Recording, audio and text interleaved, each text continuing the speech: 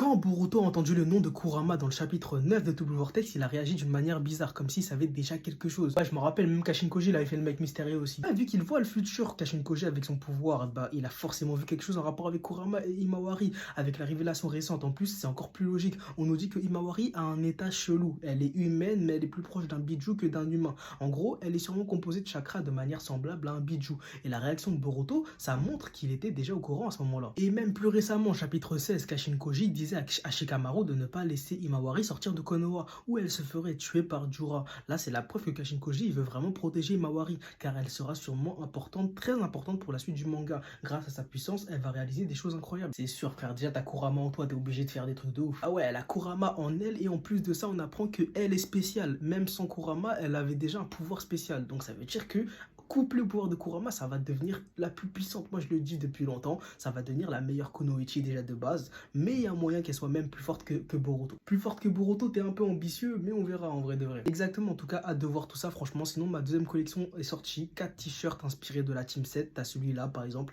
un logo brodé inspiré de Boruto au moment de sa mort. Disponible sur ikaros.fr du coup. Incroyable, je vais checker ça, bien vu pour les travaux.